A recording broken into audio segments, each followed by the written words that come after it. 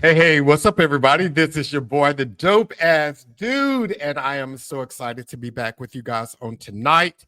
I hope that you are ready for an amazing podcast because I know that I am, and I hope you guys can hear me out there. I'm hoping if you can, just let me know you can't hear me out there, but I think you can.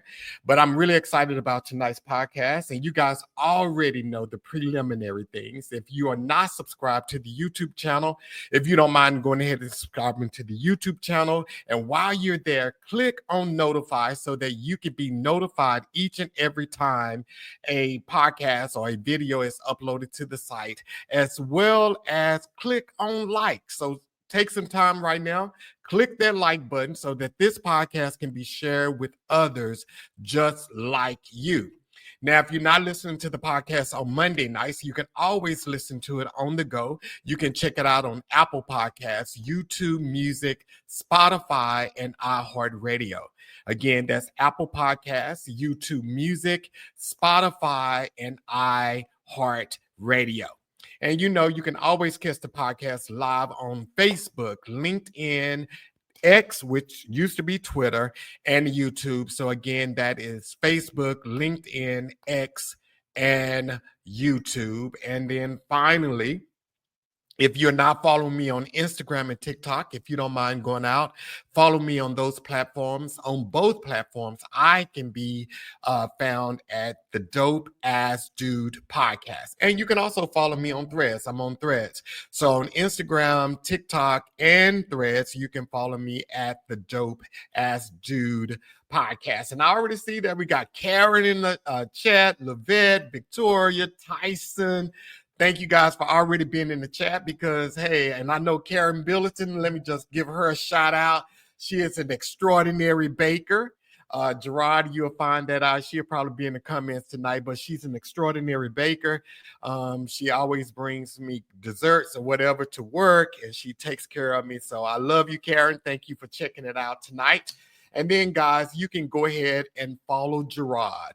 Gerrod is on Instagram and TikTok, and he's on both platforms as Gerrod Tucker. So you can find him on both of those platforms. So a little bit of history in regards to Gerrod is I followed this guy on TikTok. He showed up on my timeline, and I went out and I followed him on TikTok. And this dude is like super, super funny.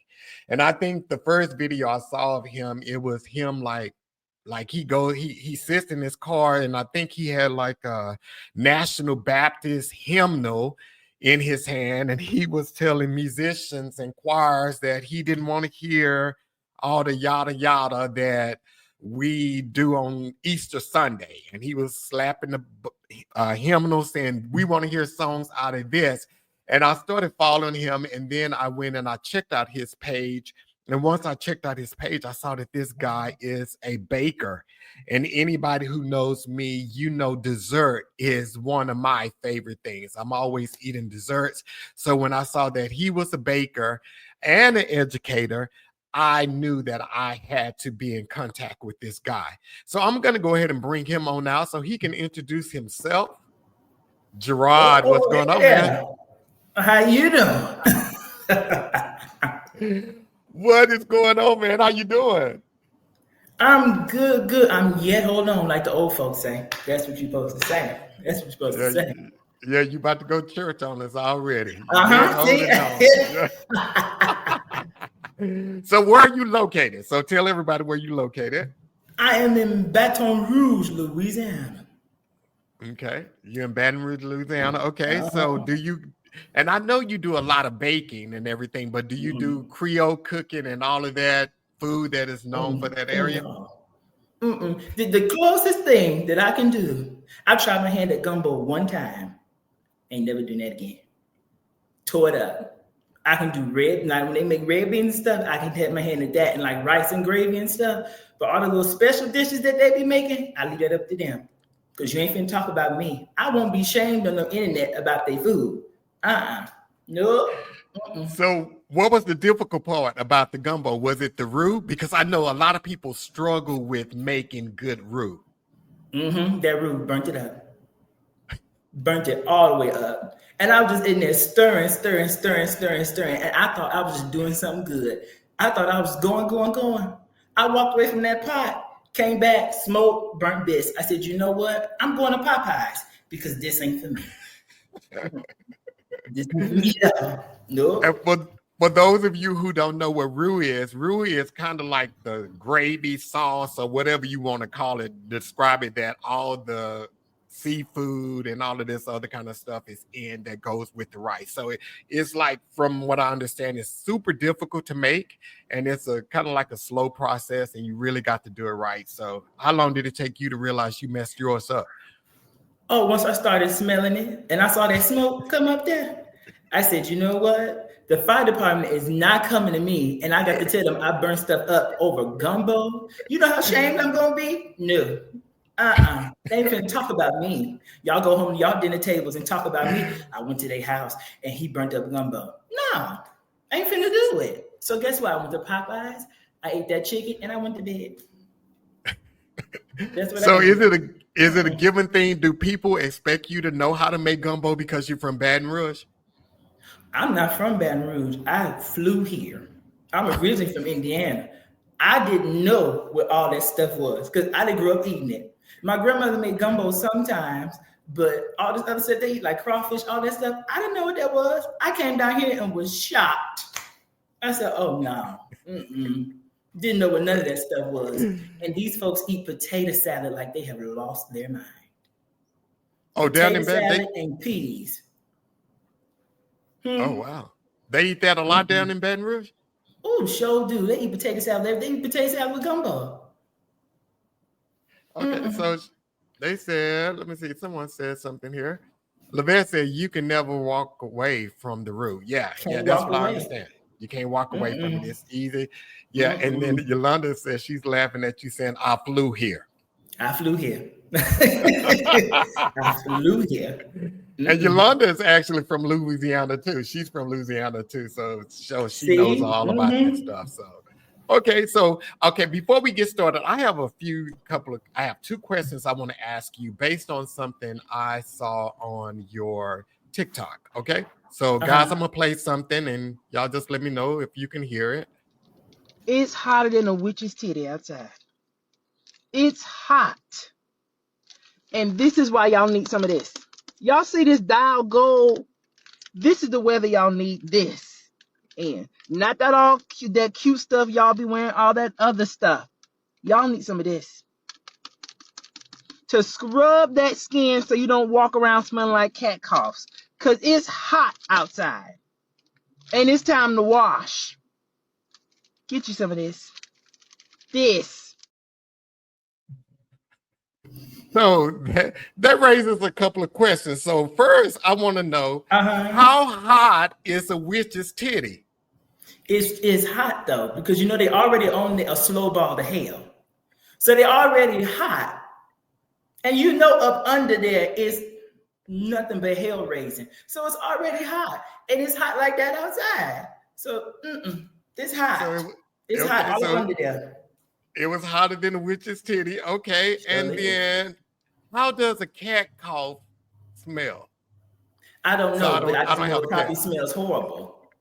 I just know it smells horrible. I know it do. I know it don't smell like minty green Listerine. It don't smell like that. I know it smells horrible. They be sitting there eating all that what that stuff is? Meow, meow, whatever they call it. You know that burp is horrible. It's coming right up. And people walk around smelling just like that. Oh my God, that is too funny, dude. Because when I saw that video and I saw because everybody was asking the same question, or they were saying not a cat cough. Everybody was saying not a cat. Because when I heard that, I was like, how does a cat cough smell? Like, I'm up because I don't do cats. Like, we have any cat lovers in the comments. If we do, sorry for y'all, but I don't do cats. I don't do no cat. Yeah, I don't do cats. I got a dog, and that's about it. Yeah.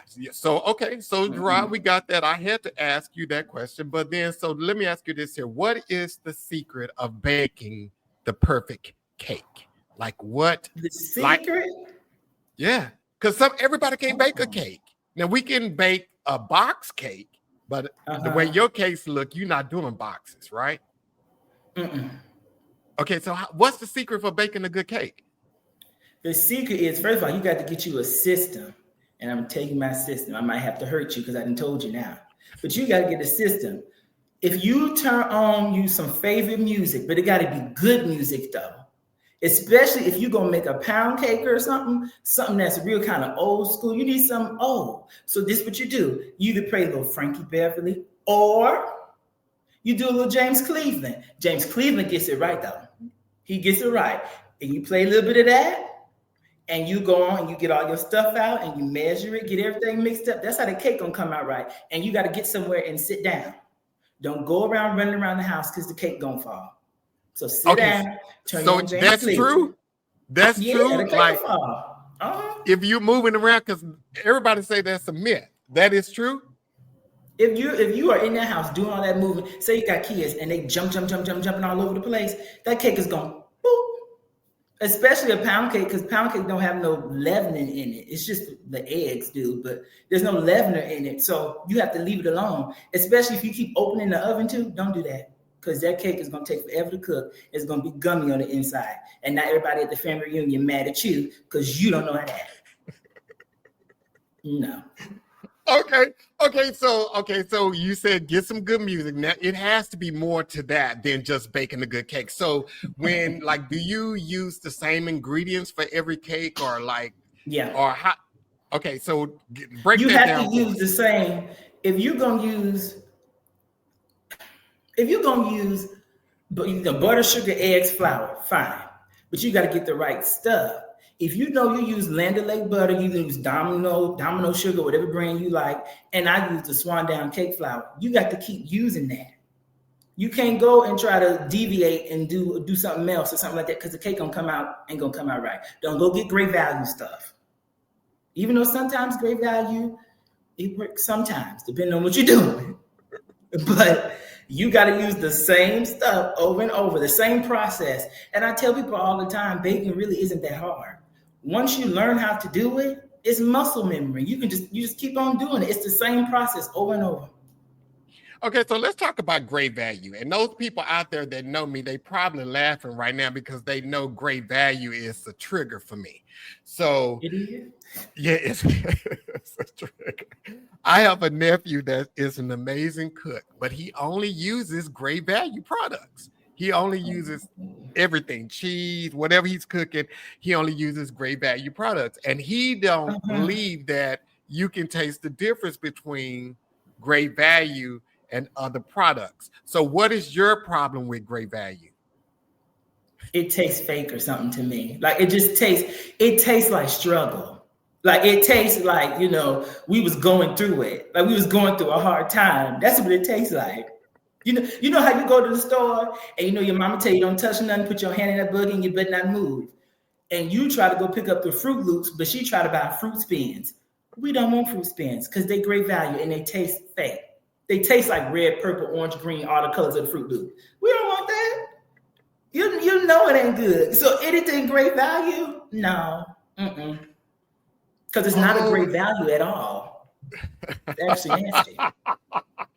But the funny thing though, of course, that's a Walmart product. That is a Walmart product.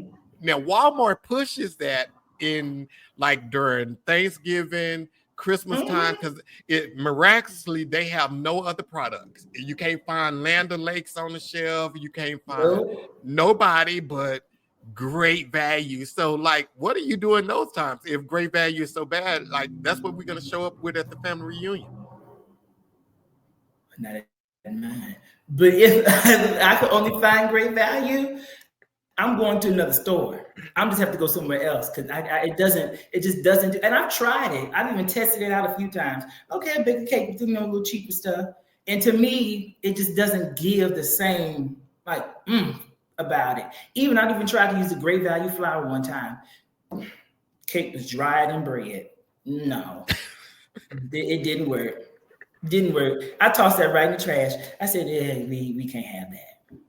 Can't have that one. I don't know what it did, but it just wasn't right. It just was not right. It just wasn't right. Okay, so when you make a pound cake, like I said, and the funny thing about it, like my mom makes 7 Up pound cakes, and my niece, she makes an exceptional 7 Up pound cake. But I'm not a real big 7 Up pound cake fan.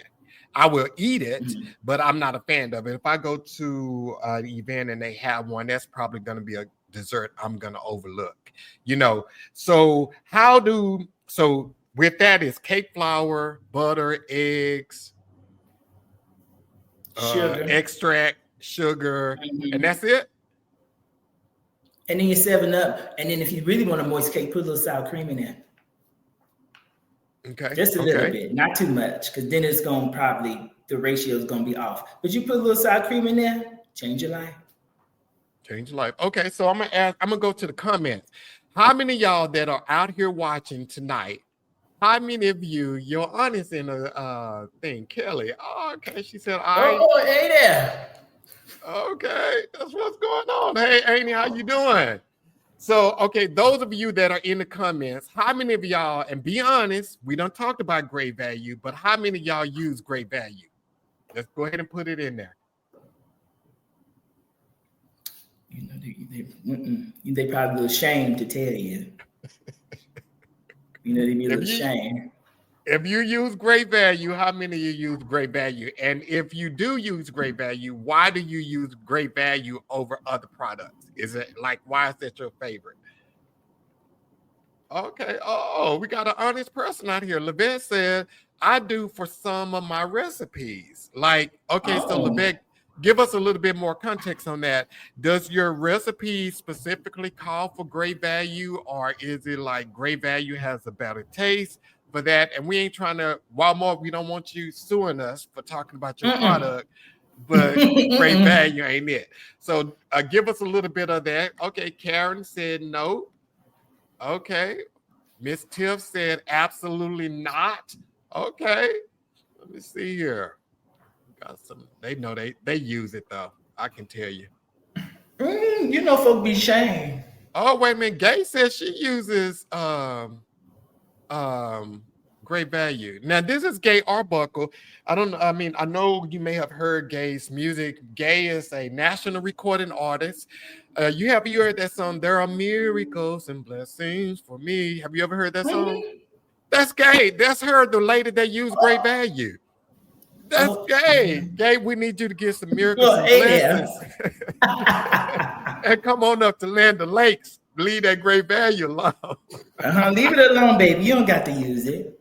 You ain't got to use it. I know it's a lot of money. I know it's a lot of money to feed people. But you ain't got to use it. You ain't got to.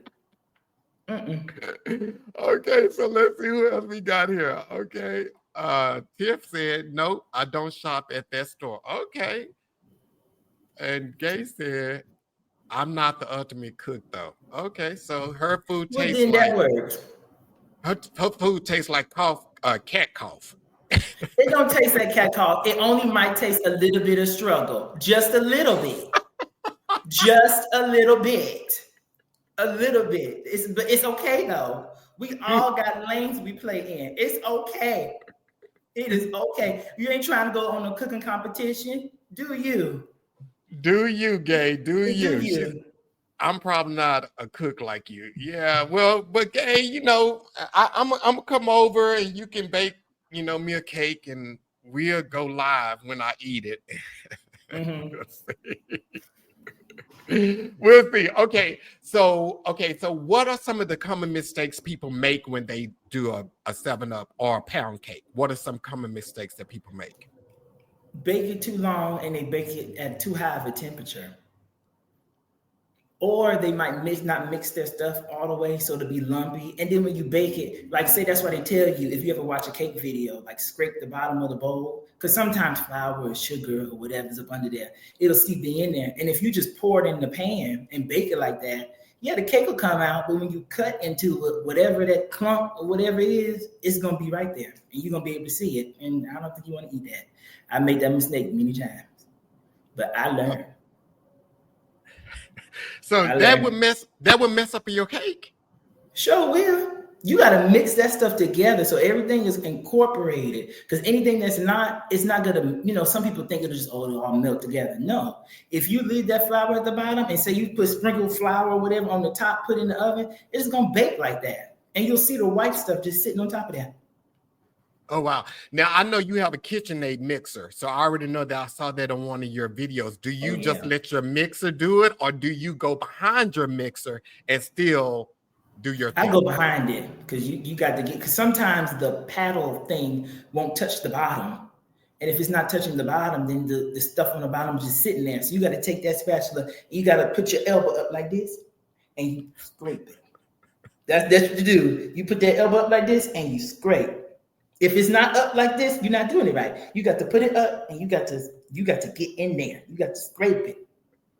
It's levels to it. I learned it's levels. You can't be nice and just do this. No, that's not gonna cut it. You got to take that elbow up, and when you do, you ball your lips up. That's how you know you're getting in there. Okay.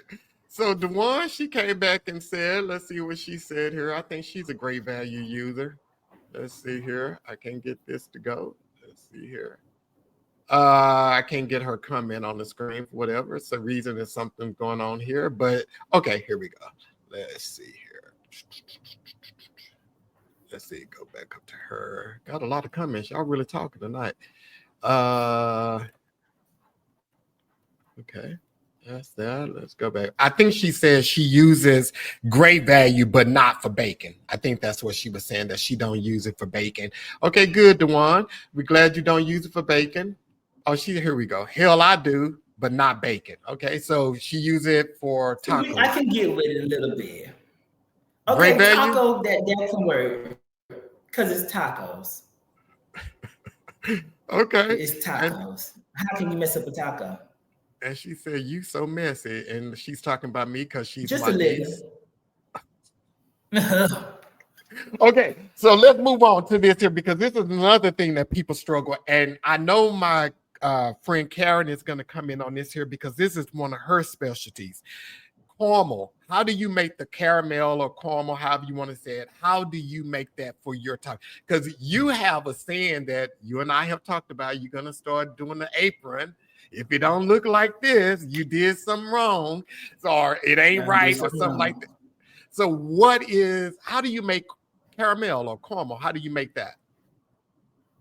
You take, my grandmother taught me that. You take the butter, sugar, and I call it pet milk, but the milk in the can, carnation milk, whatever. You take that and you literally boil it for like 2 hours. Now that's something that you can't walk away from either. At the beginning of the process, you can kind of walk off because it boils up and then it comes back down. But once you start to see the color come around the pot, and kind of like it starts to thick and it kind of follows the spoon around, you got to keep stirring. Because if you don't, it's going to speckle. And once it speckles, just throw it away. You're going to have to start over. Okay. So it's labor in it. And that's funny that you said that, because I heard that you can. Now, I heard a little bit different, and you can tell me if you've ever tried this here. I've heard that you can just boil the carnation milk in the can for the 2-3 hours, however long you boil it. And then once you open it, the caramel is already formed. Have you ever tried that? I tried it. I didn't really like it, but it's good. They take the sweetened condensed milk, and all you literally do, you can put it in a crock pot or, just a pot, and you put the water on top of it and just let it boil for like 3 hours. And once they pop the can open, it turned into caramel. Now, some people put that on the cake, and that's their caramel cake. Me personally, I don't like it because it tastes it doesn't taste like caramel to me. To me, it tastes more of like like butterscotchy kind of to me. It don't taste like a caramel, if that makes sense. Okay. But some people like it because it's quick. I mean, it's quick, so you just put it on there. Okay, because I saw on your sound bite, you have people that are using your sound, and they are pouring caramel on their cakes and everything. And I got to admit, their caramel didn't look like your caramel, but they thought it did. So was it right? If it don't, because your thing, you said, if it don't look like this, okay. You did something wrong. You really did something wrong. But a lot of them came close. They did. They came a little bit close. I'd be sad telling him like, baby, that ain't it. We're gonna have to keep doing it. But you got close. You got close, okay? You got a close second. It's just, you got to keep on doing it. It took me forever to get it, so it's gonna probably take for you forever to get it, or it might not. But what y'all did, it ain't it. Mm-mm. Okay, so your grandmother is the one who taught you how to make cakes? Yeah. Yeah, because My I saw daddy's your mama page. taught me more of the cooking part, but my mama's mama was the one who taught me the baking stuff. And she used to make caramel cakes. And I think I asked her one day, how do you make this? And I think I was home from school, or I was off from school or something, and we just went through recipes. It took me forever to learn how to do that. She can do it like the back of her hand. She can do. I tried to do it like that roux, burnt it up. Smoking everywhere. Yeah, so, and I saw that, okay, so you've created some desserts your own self. Like you have other cakes that you bake out there. Like, how do you come up with your selection of the cakes? Like, is it that someone requested, or is it that you go somewhere and you try something and you're like, hey, I want to make that? Or like, how do you come up with your creations for cakes? Sometimes if I go somewhere and they'll have, a little something, I can maybe try to recreate it. Or if I'm just scrolling on Facebook, whatever, and I see something, I can try to recreate that. But most of the time people ask me, and if it's something I've never done before, I make it and taste it, because I don't never want to give somebody something that I ain't tasted, because it might look good to you, but you put this thing together and it tastes horrible. So we got to tweak some things in there. But it's most of the stuff people ask me, or stuff that I could say knew. I just take it and try to do it a different way, except for the traditional stuff. Oh, the traditional stuff, you stick to it the way that you know it? Mm-hmm. Okay. Because people expect that. Like if you say you want a red velvet cake, don't nobody want a red velvet cake and you didn't put chocolate ganache and all this stuff in there. People don't know what all that stuff is, especially for older folks. When they ask you for stuff, you got to do it by the book, because baby, they will shame you and talk about you like a dog. I said, oh, no. I need to do this right. So Priscilla and Herbert, when they go home with them ham hocks and greens they got, and they want a piece of cake, I'm going to be able to make this shit right, because y'all ain't going to talk about me. Because they will. They will talk about you. Then she'll get on their phone and call her friends and be like, girl, he done made this cake and something ain't right about it. No. I won't be the talk at Macedonia Baptist Church. No, I won't. Because they're going to talk. And I won't be the talk. I'm not going to be the talk of that. Oh, the mother's board? Oh, no. So let's talk about that. So when you bake and you take to church, because we know you're a church boy. So when you bake and you take to church, you are baking against people 50 years older than you. Like, so how do you feel you compare to them, or how do they compare to you? Let's just do that. Do their cakes be good, as good as you think they should be? Or they been doing it wrong for 50 years? They do. Now, it was, maybe twice. I had a cake. I said, oh my God, this ain't it. I don't know what she's been doing for the last 75 years, but whatever it is, it ain't right. But most of them, when I give them stuff, they like it. And they're like, oh, okay. To them, they didn't got to do it no more. So they always asking me to do it. I said, oh, that's fine. More money for me. Here we go. Once they find out and it's not dry, that's the problem.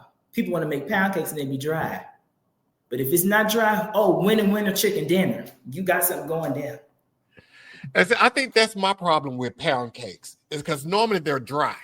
They're dry, and once they sit up, they get a little bit hard and all that other kind of stuff. Don't nobody want no hard dessert. We want a moist, soft cake. And normally people don't get that with pound cakes. And I saw one of your videos, you said the top of the pan when you bake it is supposed to have like a cookie texture. Is that like? Yeah, it gotta have a little crack. It have a little crack up in there. It has to. I don't know, just pound cakes to me, when they're good, it have a little crack at the top.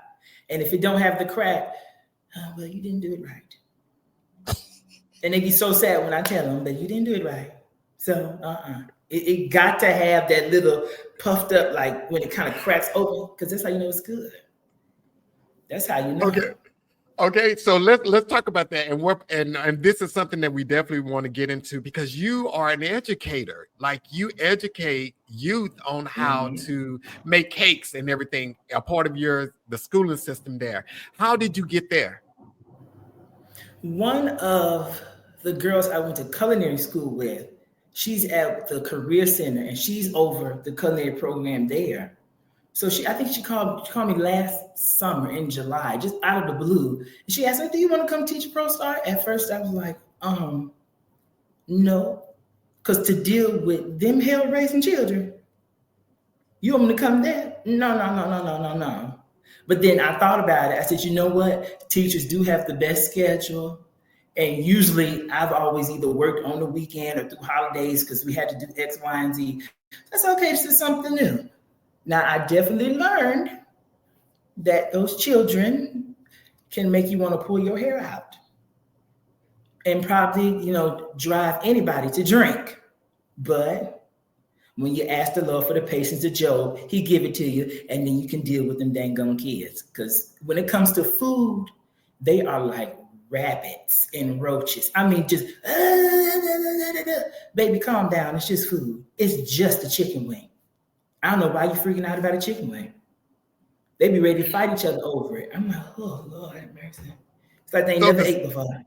So the students actually get in the kitchen and they're actually cooking?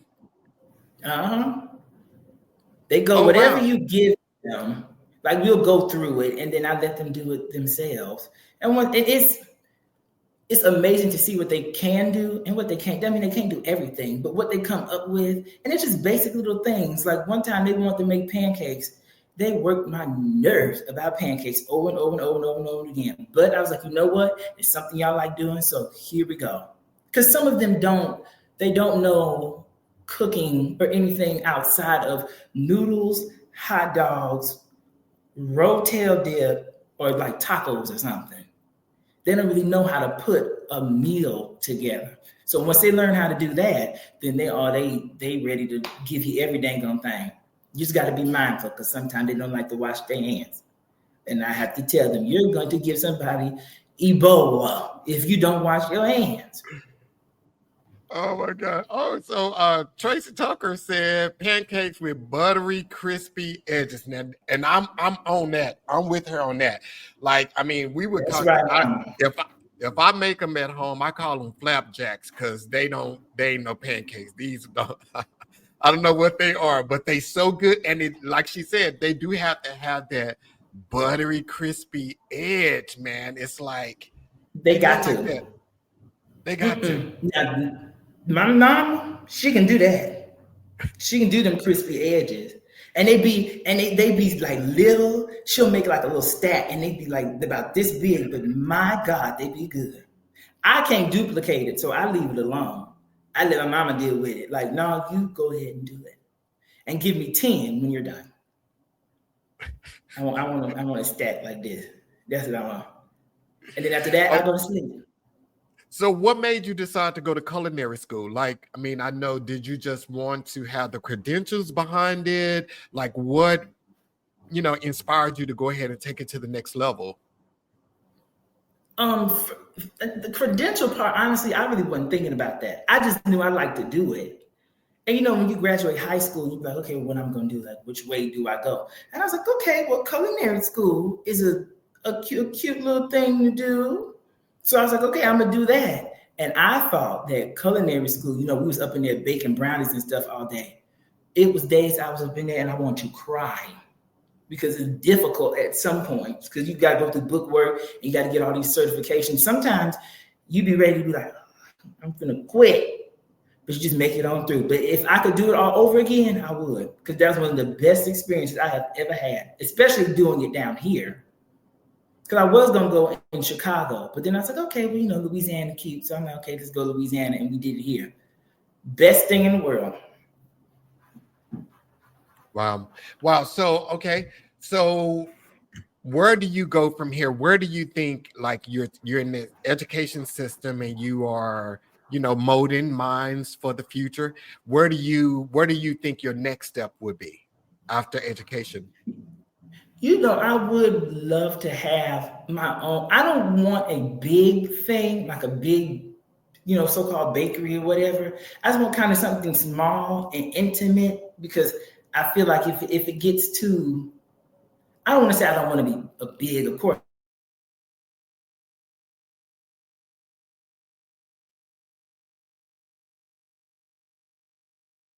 Okay, we're going to give Gerrod a few seconds. It looks like he may be paused over there, but we're going to give him a few seconds. So while we're giving Gerrod time to get situated over here, what do you guys, let's talk about that.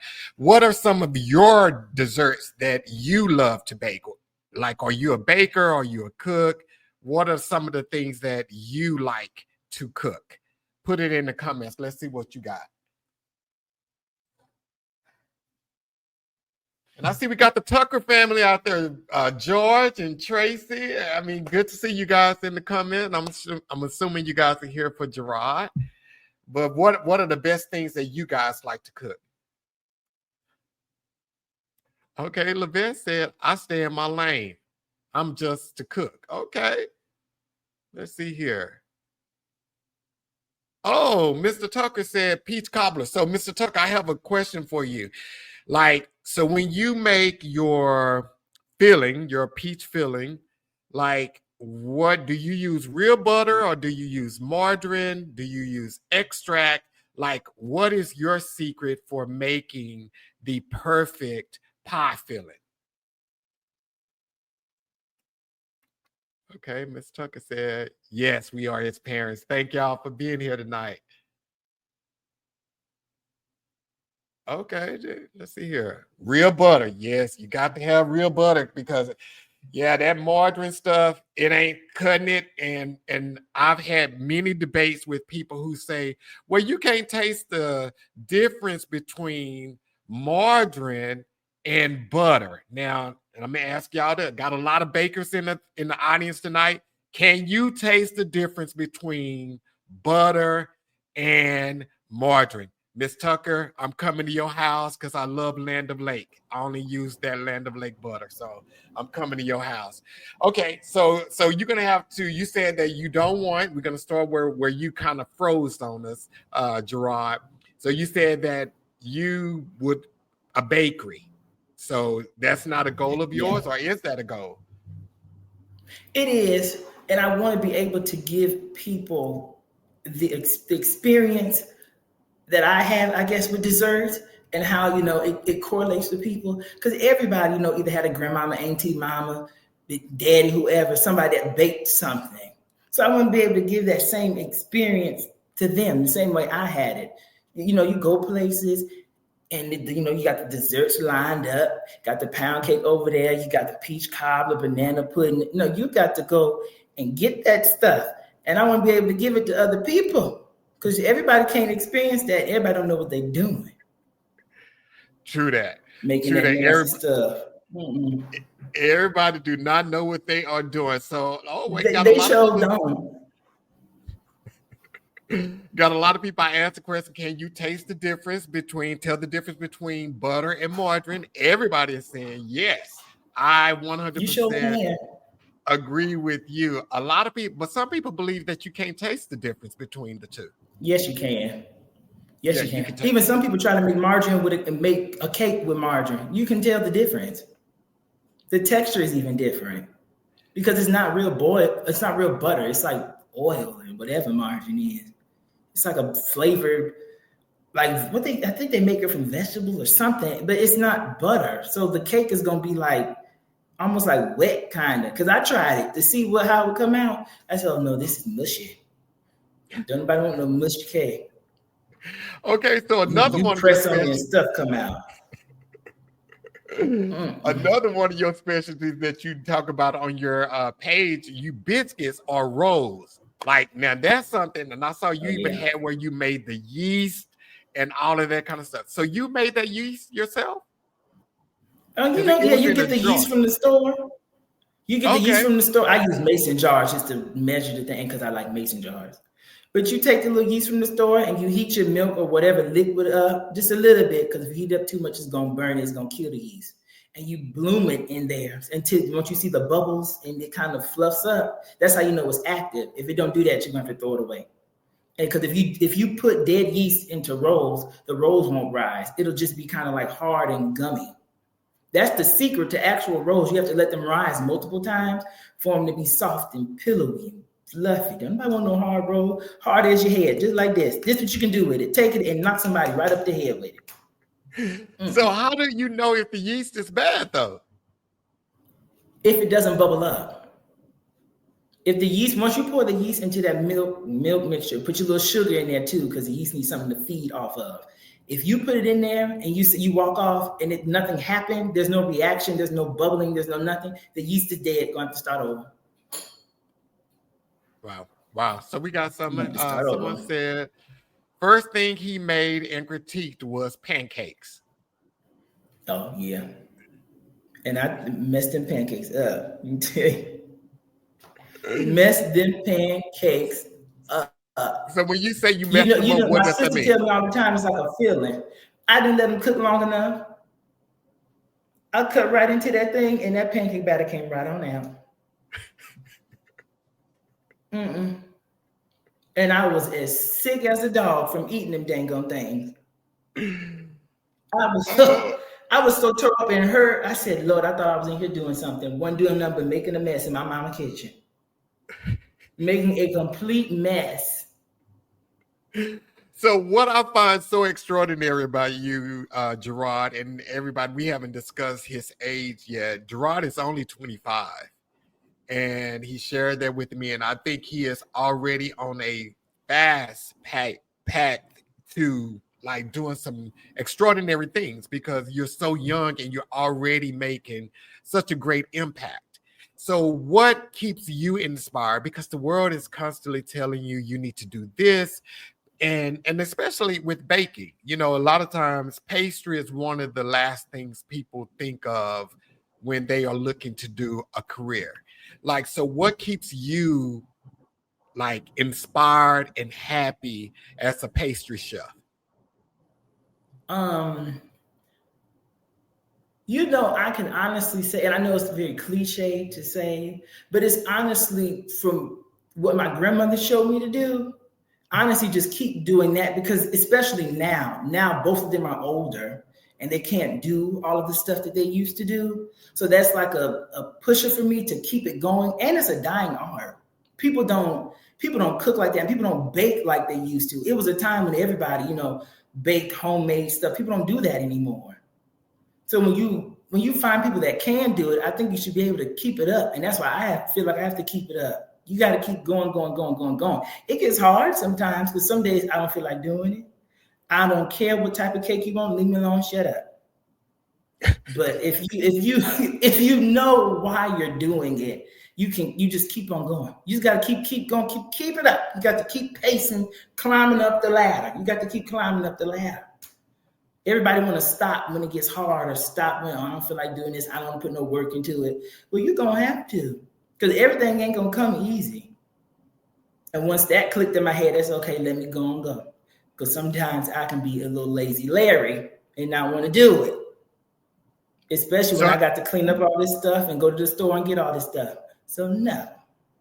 Have you ever considered altering, like opposed to like, have you ever considered going into more of the pretty cakes, the wedding cakes, the birthday cakes with all the font? I mean, I don't know. I can't even think of the thing on top of it.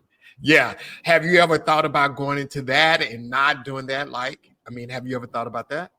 Or are you ever feeling like that's the direction you need to go in to stay competitive and current? I've done the cakes before. Like I've done the cute little, birthday cakes and all that stuff. But honestly, no, I don't really like it, because everybody thinks that that's the way you have to go, because that's the trend and that's the thing to do now. But what people don't realize is everybody gonna want a pound cake. That will never go out of style. That will never, no matter where you go, that is always going to be something people want.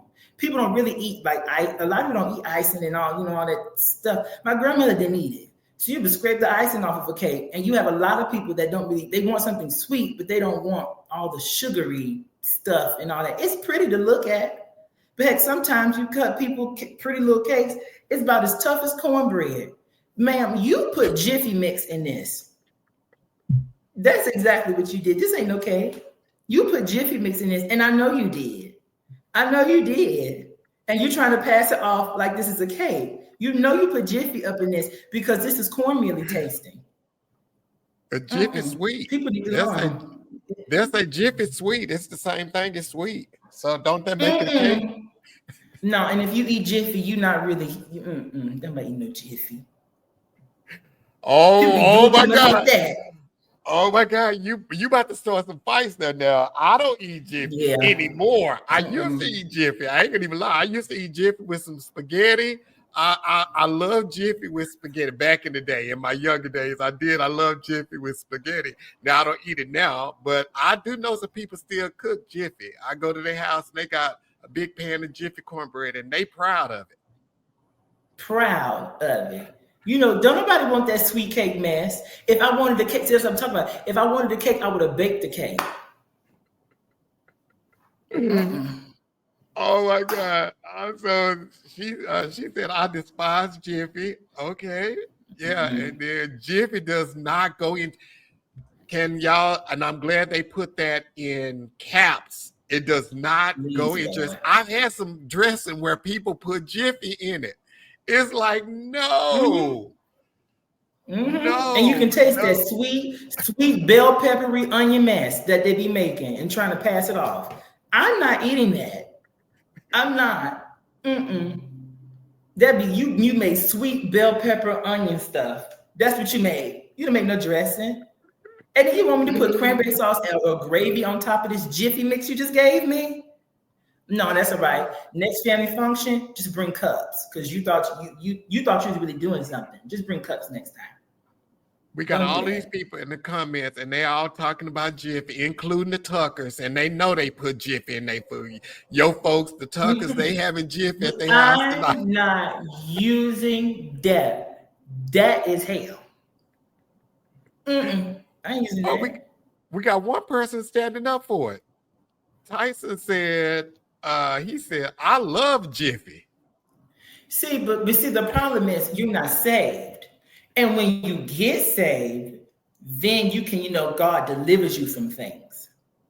And when he does that, he'll deliver you straight from that. Come on, lift your hands right now. He'll do it if you ask him. If you ask him, he'll do it. People need to, people go to the altar for dumb stuff. They go for everything that go for, stupid stuff. You trying to ask the Lord to deliver you from smoking, but yet you cooking Jiffy. That needs to be your main concern. You need to go fix that. People don't have their priorities. Is this your sister? Yes. No, I was raised right. She loved Jiffy. She liked that mess. She liked that mess. She said you weren't raised right. So your mom and them used to cook Jiffy at the house. Your parents used to cook Jiffy at the house. My daddy likes Jiffy. He likes that. I don't eat that. No. And then he loved to tell me, it was sweet. Well, Daddy, if we wanted sweet, you could have just baked the cake. Like, why are we eating this? That's it's right. A family war going on now. Your mom is talking to your sister in the comments. I keep trying to tell my sister that she don't like to listen to me. She don't like sound teaching. I have told her over and over, don't nobody eat Jiffy.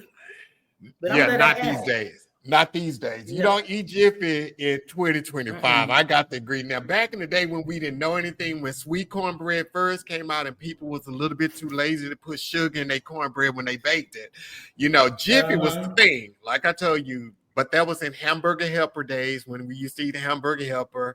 And like I said, I love Jiffy with cornbread. Spaghetti. I used to love that. So I ate Jiffy for a long time. I wouldn't eat it today, though. I wouldn't eat it today. You eat spaghetti and cornbread together? Yeah. Well, I guess you're supposed to eat it with toast. I've had it with toast too. But yeah, if somebody, my sister used to cook it with cornbread. Yeah, garlic bread. Oh, but we forgot you're a part of the new generation. Y'all only know garlic stick, breadsticks. We grew up with cornbread and garlic toast. So yeah, we used to eat Oh, that. the garlic toast I can deal with because my daddy used to put butter and sprinkle garlic powder on it. So I think that's like the hood version, I don't know, of like the garlic bread. But you got to have fish with your spaghetti. You got to have fried fish with your spaghetti. All that other stuff people be making with it, don't do that. Don't do that. Fried fish and spaghetti goes together. Okay, That's we're how gonna you eat leave that. Is that a Louisiana thing or an Indiana thing? Oh, that's Indiana because they won't do it down here. They look at me crazy. Yeah, we ain't doing that here. So Levette said, John, I'm a lot older than you, and I never like cornbread with my spaghetti. Okay, Levette, thanks you. Hey, maybe I'm just different, but I like cornbread with my spaghetti. Let's see what else we got here. Somebody else said something about some spaghetti. Spaghetti, catfish, and cornbread. Ugh. Okay, yeah, we're not gonna shame y'all for y'all likes. Congratulations, you got somebody who likes spaghetti and fish. Okay, Midwest. Your sister said Midwest. Okay, so yeah, so we got a lot of people. So we talked about the biscuits, we talked about the cakes. Now, do you make pies? And I saw you made a peach cobbler. I know your dad said peach cobbler is one of his favorite things to make, or one of his favorite desserts. How do you make your peach cobbler? Because this is another thing people go wrong with. People go wrong with peach cobbler. It is. Yeah. It's either too runny or too thick. People don't know how to find the balance in between the two. But I use canned peaches. I ain't gonna lie, I use the canned peaches. But they gotta be the Del Monte peaches though. For some reason that they just gotta be Del Monte peaches for me. And then, you put your brown sugar, your nutmeg, cinnamon, and you gotta put a little lemon juice in there because it need a little, just a little bit. You need to be able to do that when you eat it. And you cook it until the filling gets a little thick, but you don't want it too thick because some people have it and you can't do nothing but it be like this. Like you scoop it up and it's like, this is silly putty he made. I'm going to leave this comment. I don't want silly putty. But I'm going to leave this comment on the screen for the rest of the night. I like cornbread with my spaghetti too, John. So, hey, thank you. Thank you. Yeah, we're going to leave that up there. So you said it tastes like putty. Yeah, because some people if they make the filling too thick and like you go to scoop it, it's like this is Play-Doh, this is silly putty up in here. I don't want that. You gotta find the sweet spot in between the two. Find the common ground. You want it thick because you don't want it loose, but you gotta just thicken it up a little bit. Get your little cornstarch, a little water, make a little slurry, and pour it up in there. But the best part is the crust. You can really keep everything else. Yeah. The crust is the best part. Yeah. And if you're going to make your crust, you got to use Crisco. You got to use Crisco. Okay, so let's talk about that. When you make crust, because I've tried to make crust before, I've never been successful with that. I always mess it up. And I think I wait and allow it to get too warm. So when you're trying to roll it out, it sticks with the roller or whatever. So I can never get it correct. Like, how do you make your crust? Let me see. You take about 2 cups of flour. Now, the flour honestly really don't matter. As long as it's all-purpose flour. Get a little bit of flour, a little bit of salt, and you sprinkle a little bit of sugar in there. And you have to use Crisco because my grandmother used Crisco, and she swore by it. So I just stick with that because it makes it flaky.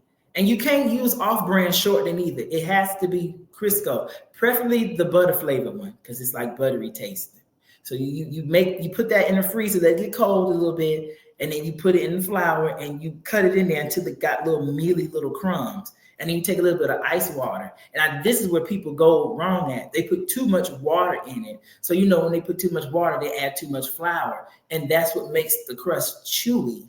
If you ever had people's like peach cobbler or pie or whatever, and the crust is chewy, you have to you want to wet the dough until it forms a ball, until you can push it together. And after that, leave it alone. Wrap it up, go put it in the refrigerator or something, let it rest. And then after that, you roll it out and do whatever you're gonna do. But that's what people go wrong at. They put too much water in there and it turns into like then you add too much flour, and then it's a mess after that. And you can tell when the crust, by rolling it out, you can tell it ain't gonna be right, because it's a different type of feel to it. It feels like almost like tacky. And if you have to keep throwing flour everywhere, baby, just go buy the Pillsbury one out the thing. Ain't nobody gonna judge you for that.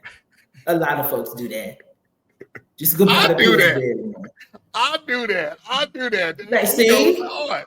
I goes hard. Just go buy the Pillsbury. Go buy the Pillsbury. Because but I want to make the homemade, but I never can perfect the homemade. I've tried several times, and every time I mess up when it's the rolling part. I think I just let it get too warm, and I struggle with the rolling part. So I just give up. I just be like, nah, I'm not going to do this here. But I love you, because that's another thing. You can tell homemade crust and store-bought crust. You can tell. You can look at it and tell. Yeah, you can tell the difference. You can look at it and tell. And people swear that they can't. Oh, I can't tell. Yes, you can. You know you can. You can.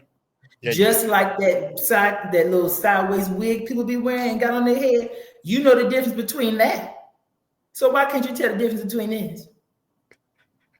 People like to act oblivious to stuff. How did the wig come into play with the crust? Because you know they be wearing them sideways wigs. You know they do. It'd be just like this. You know they do.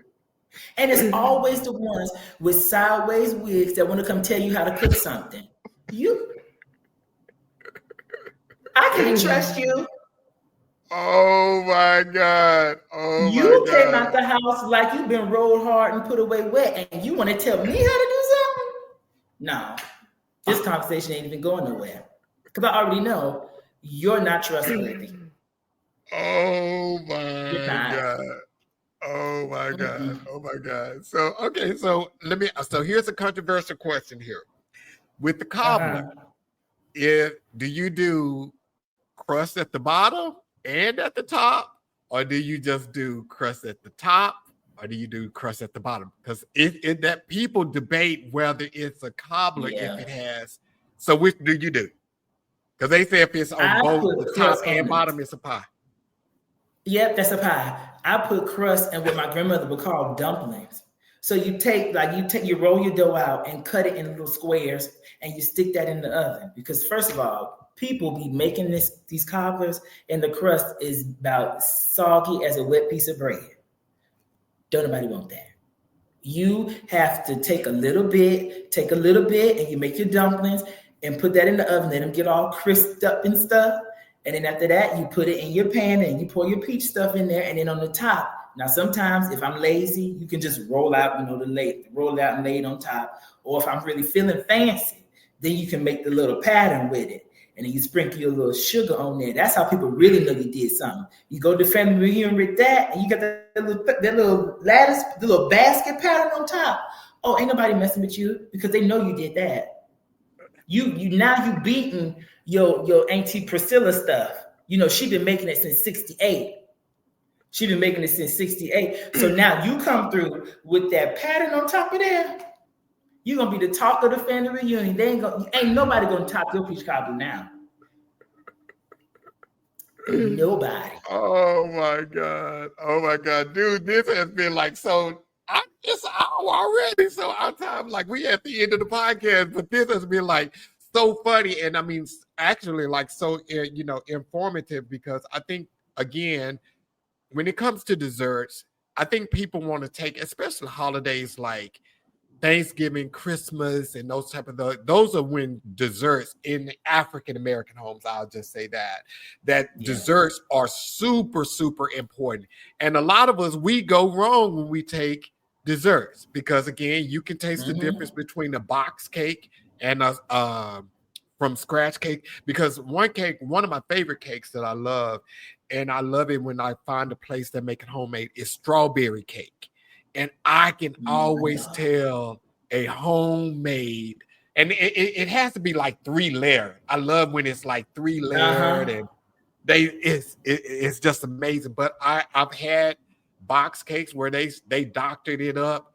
Nah, this ain't it. Because you can always tell. You can tell scratch and baked. And I think our holiday times, people want to take desserts, but we fail most times when we take those desserts. So what holiday tips would you give people? Most of all, put love into it. Baby, if you know you can't do it, just let somebody else do it. Just let somebody else do it. It's okay. We are not going to get mad at you. If you know you can't make it, please don't offer to make it. But if you're going to try, you need to be practicing now.